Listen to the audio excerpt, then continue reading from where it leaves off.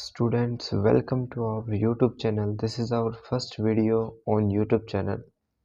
So in this video, we are going to do the sample paper of mathematics. Sample paper कह लीजिए या हमारे school का question paper है. तो चलिए हम सेक्शन ए से स्टार्ट करते हैं. Question number first is find the coordinate of the centroid of A triangle whose vertices are 0,6, 8,12 and 8,0. So students, ये हमको ट्राइंगल की 3 वर्टिसेस दी हुई हैं. यहाँ पे हमने ट्राइंगल भी ड्रॉ कर लिया है.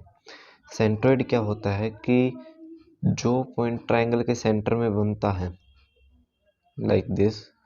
अब हम इन तीनों लाइनों को जब हम मीट करते हैं तो ये सेंटर पे एक पॉइंट बनाते हैं, तो इसे हम सेंट्रोइड कहते हैं. तो सेंट्रोइड का फॉर्मूला होता है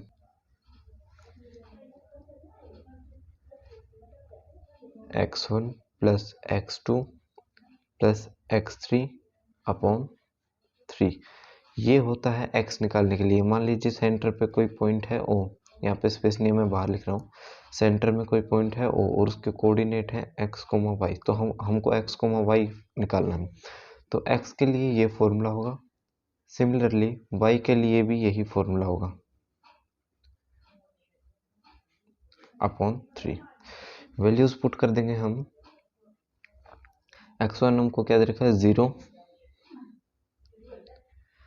प्लस x2 हमको क्या दे रखा है 8 और x3 हमको दे रखा है x3 भी 8 ही दे रखा है अपॉन 3. y की वैल्यू भी ऐसे ही पुट कर देंगे 6 प्लस 12 प्लस 0 अपॉन 3. x की वैल्यू यहाँ से निकाल लेंगे, y की वैल्यू यहाँ से निकाल लेंगे.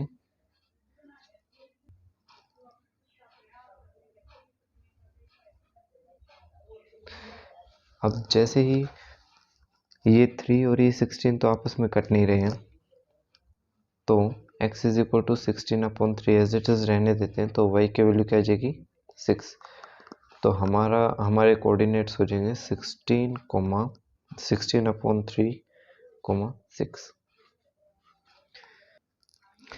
क्वेश्चन में देखेंगे तो 16 अपॉन 3, 6 आपका ऑप्शन ए सही है. आइए सेकंड क्वेश्चन देखते हैं इसका. If probability of event is this, then the probability of not happening of event is. तो हमको नॉट हैपनिंग ऑफ इवेंट की फाइंड आउट करनी है प्रोबेबिलिटी. आपको पता है कि probability of event plus probability of not happening of event. मैं नोट की जगह नोट लिख रहा हूँ, नॉट हैपनिंग ऑफ इवेंट. आपको पता है कि इन दोनों का सम होता है हमेशा 1 एज वी. तो स्टूडेंट, ये जो आपका क्वेश्चन नंबर 3 दे रखा है, ये as it is NCERT exemplar से उठा के दे रखा है. चलिए फिर भी एक बार इसका सॉल्यूशन देख लेते हैं. इसने कहा है कि if the sum of the area of 2 circles. Circle का एरिया क्या होता है पाई आर स्क्वायर होता है ना. तो सर्कल का एरिया होता है हमारे पास पाई आर स्क्वायर. वैसे तो पाई आर स्क्वायर. तो 2 क्या दे रखे सर्कल दे रखे, 2 सर्कल दे रखे हमको, जिसकी एक की रेडियस है r1, दूसरे की रेडियस है r2. तो इन दोनों को अगर हम प्लस करेंगे पाई r1 स्क्वायर प्लस पाई, थोड़ा नज़दीक से दिखा देते, पाई r2 स्क्वायर. तो इन्होंने कहा है is equal to the area of circle of radius r. तो कोई इन दोनों को, जो इन दोनों के एरिया को हम ऐड करेंगे तो किसी तीसरे सर्कल के एरिया के बराबर आएगा. तीसरे सर्कल का जो रेडियस है वो r है. तो इनमें तीनों में पाई कॉमन दिख रहा है, मतलब तीनों में क्या, इन दोनों में पाई कॉमन दिख रहा है. तो इधर आ जाएगा r1 square plus r2 square is equal to pi r square. ये इधर स्क्वायर लगाना पड़ेगा आपको. तो इधर पाई से पाई डायरेक्ट कैंसिल हो जाएगा. तो हमारे पास आंसर आ गया r1 square plus r2 square is equal to r square. अगर स्टूडेंट्स हम ऑप्शन में मैच करते हैं तो यहाँ पर भी इन तीनों पे स्क्वायर है ही नहीं. इन तीनों पे स्क्वायर है लेकिन यहाँ पर इज इक्वल टू का सिंबल नहीं है.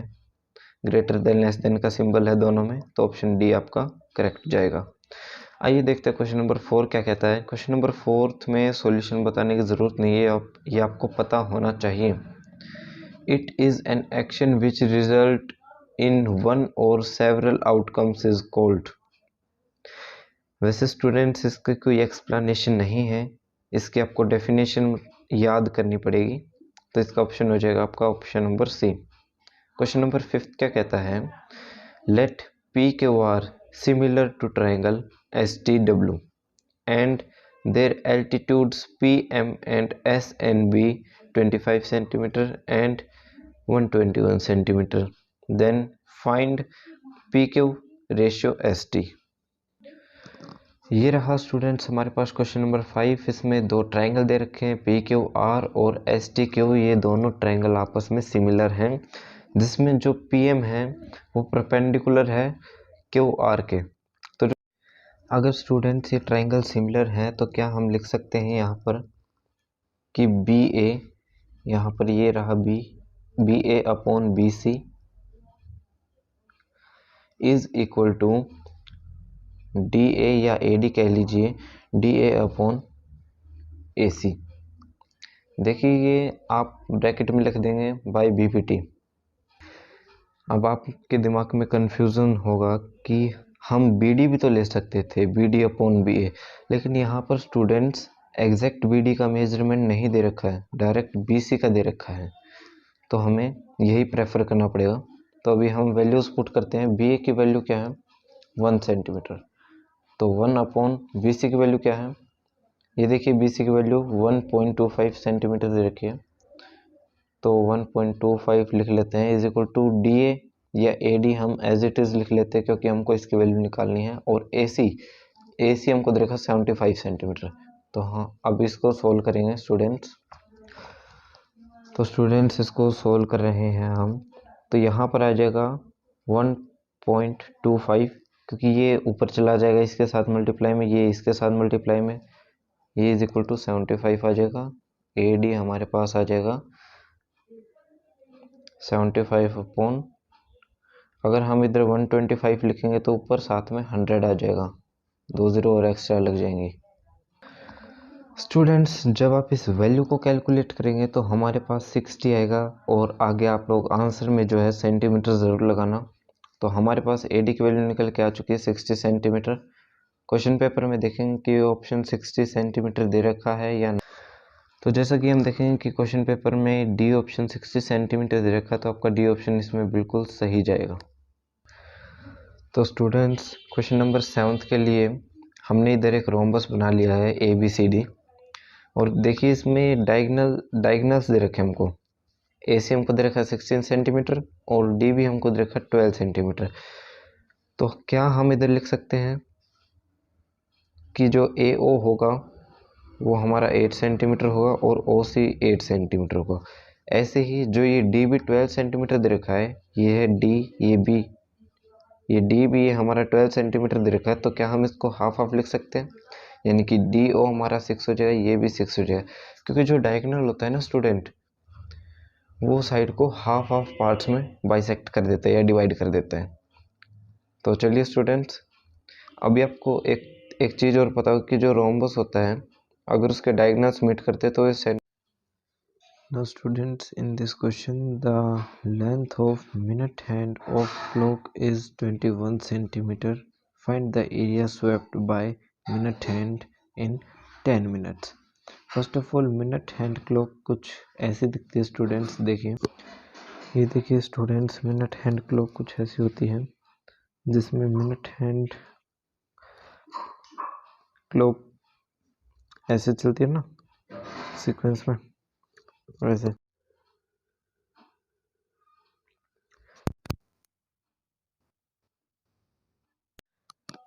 तो इसने पूछा है कि ये 10 मिनट में कितना एरिया स्वेप्ट कर सकती है। तो यहाँ से यहाँ तक तो हो गए हमारे पास 5 मिनट, यहाँ से यहाँ तक 10 मिनट। तो मान लीजिए एक पूरा सर्कल है, ये इतने में कितना 10 मिनट में जितना भी पार्ट स्वेप्ट करेगी उसका एरिया निकालना हमको। तो स्टूडेंट्स, आपकी नॉलेज के लिए मैं बता दूं कि 5 मिनट में 30 डिग्री का एंगल बनाती है, तो 10 मिनट में कितने का बनाएगी? 60 का बनाएगी। इसका डबल ही तो हो जाएगा। 10 मिनट में ये हमारे पास 60 डिग्री का एंगल बनाएगी। रीज़न आपको पता है तो अच्छी बात है, अगर नहीं पता है तो इस वीडियो के ख़त्म होते ही आप कमेंट बॉक्स में मैसेज डाल सकते हैं कि सर आप इसका रीज़न बता दीजिए, तो मैं नेक्स्ट वीडियो में आपको इसका रीज़न भी बता दूंगा। तो 10 मिनट में हमको AOB का एरिया निकालना है। तो 10 मिनट में ये इतना एरिया स्वेप्ट करेगी। ये रेडियस है इसकी 21 सेंटीमीटर, किलोमीटर नहीं है ये 21 सेंटीमीटर लिख रखा है, दिख रहा है ये 2 किलोमीटर है, लेकिन ये 21 सेंटीमीटर स्टूडेंट्स, ये देखिए 21, ये सेंटीमीटर अलग है। तो रेडियस हमारे पास 21 सेंटीमीटर है, तो एरिया निकालना है इसका। तो ये एज अ सेक्टर दिख रहा है हमको। तो सेक्टर का एरिया क्या होता है कि theta upon 360 into pi r square. इसमें पाई की वैल्यू क्वेश्चन में दे रखी है आपको, नहीं स्टूडेंट्स, पाई की वैल्यू नहीं दे रखी, तो पाई की वैल्यू हम 22/7 ही यूज़ करेंगे। थीटा हमको दे रखा है 60 upon 360 into pi r square. Okay,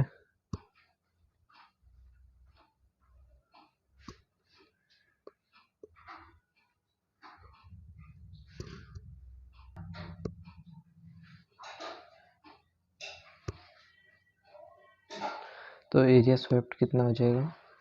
11 into 21 कर दीजिए, तो ये हमारे पास आ जाएगा 231 सेंटीमीटर स्क्वायर। 231 सेंटीमीटर स्क्वायर हमारा आंसर आ जाएगा इसका। स्टूडेंट्स, दिस और part we will discuss in next video. Till then we will do the solutions of. तो अगर हम इसकी मिडल टर्म स्प्लिटिंग करते हैं तो यह जाएगा हमारे पास a स्क्वायर माइनस 3a और प्लस में आपका 9। तो अभी आपको इसमें से कॉमन वैल्यू निकालनी है। इसमें से कॉमन क्या दिख रहा है? इसमें से a कॉमन दिख रहा है, तो इधर ये आ जाएगा a-3। जो इस ब्रैकेट में आता है वही इस ब्रैकेट में आता है। अब बाहर क्या टर्म आएगी? -3 इज इक्वल टू 0। तो यहाँ से a-3 और ये a-3 ये दोनों कॉमन है, a-3 इज इक्वल टू 0 और ये a-3 इज इक्वल टू 0। यहाँ से a की वैल्यू आ गई 3, यहाँ से a की वैल्यू आ गई 3, तो इनकी दोनों से 3 निकल के आ रही है, तो a इज इक्वल टू 3। तो यानी कि जो a की वैल्यू होगी इस क्वेश्चन में वो a की वैल्यू 3 होगी। तो चलिए स्टूडेंट नेक्स्ट क्वेश्चन देखते हैं। स्टूडेंट 28 क्वेश्चन देखते हैं। ये जो 28 का और वाला क्वेश्चन है ये आपकी डिट्टो एनसीईआरटी का एग्जांपल है। हाँ, इसमें क्या है कि नंबर्स चेंज कर दिए गए हैं, बाकी एक बार आप इसको ट्राई करके देखना। नहीं आता है तो मुझसे पूछना। ये वाला थोड़ा आपके लिए मुश्किल लग सकता है क्योंकि इसमें 3 इक्वेशन बन सकती है ना, तो इसलिए find the value of m and n for which the following system of linear equations has infinite many solutions। भाई एक तो ये इक्वेशन दे रखी है, एक ये इक्वेशन दे रखी है। इस इक्वेशन के इन दोनों इक्वेशन के इनफाइनाइट मैनी सॉल्यूशन है, तो इनफाइनाइट मैनी सॉल्यूशन की कंडीशन एक बार नोटबुक में लिख लेते हैं। ये इक्वेशंस है ये दो, इनके इनफाइनाइट मैनी सॉल्यूशन है, तो इनफाइनाइट मैनी सॉल्यूशन की कंडीशन होगी आपके पास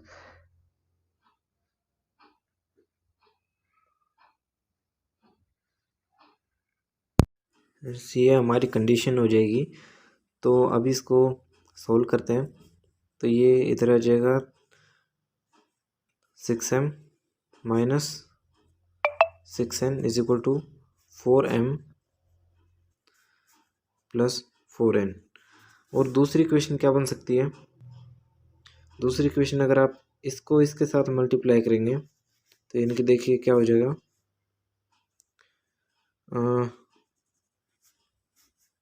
20m, 5 को 4 से करेंगे, minus 4 is equal to 24m minus 24n, यही बनेगा। चलिए अब इन दोनों इक्वेशंस को सोल्व करते हैं। स्टूडेंट सोल्व करने पर हमारे पास ये दोनों इक्वेशन बन जाएगी। ये 14 नहीं है स्टूडेंट, से 4 है। ये दोनों इक्वेशन बन जाएंगी और इधर ये -4m था तो इधर ये 4m कैसे आ जाएगा, क्योंकि अगर हम माइनस कॉमन ले लेंगे तो इधर माइनस आ जाएगा। तो माइनस कॉमन लेके क्या आ गया हमारे पास, 4m minus 20n is equal to 0। तो अब इन दोनों इक्वेशन में एलिमिनेशन मेथड अप्लाई करके इनको सोल्व करते हैं। एलिमिनेशन से स्टूडेंट्स ये दोनों इक्वेशन बन जाएंगी। ये ऊपर की स्टेटमेंट पढ़ लेना भाई। तो एलिमिनेशन से क्या हो जाएगा, ये तो कैंसिल हो जाएगा, ये इधर हो जाएगा minus plus minus. So 40 minus से 20 गए, 20 minus 20 n is equal to 0। n is equal to, students यहाँ से n की वैल्यू 0 आ रही है। तो n की वैल्यू 0 तो कभी हो नहीं सकती, ना m की वैल्यू 0 हो सकती। तो हम एक काम करते हैं, इस इक्वेशन को ऐसे के ऐसे रहने देते हैं। इस इक्वेशन को छोड़ के एक हम दूसरी इक्वेशन बनाते हैं जिसमें हम 3/m प्लस n को इसके इक्वल करके हम इससे इन दोनों से इक्वेशन बनाएंगे। तो स्टूडेंट्स इनसे जो इक्वेशन बनेगी वो इक्वेशन ये बनेगी, इक्वेशन 2 इसको लेट कर लेते हैं। तो स्टूडेंट्स आप इस इक्वेशन 1 को 3 से मल्टीप्लाई कर देना और इस इक्वेशन 2 को आप 2 से मल्टीप्लाई कर देना। जब आप ये सब करेंगे तो ये हमारे पास ये आ जाएगा, जिसमें 6 से 6 कर जाएगा और -6n is equal to -6। Minus से माइनस कट जाए, यहाँ से n की वैल्यू आ जाएगी 1। n की वैल्यू 1 को हम इक्वेशन 2 में पुट कर देते हैं, यानी कि 3m माइनस 12, n की वैल्यू 1 है ना तो 12 ठीक है, is equal to 3। 3n is equal to 3 plus 12, 15/3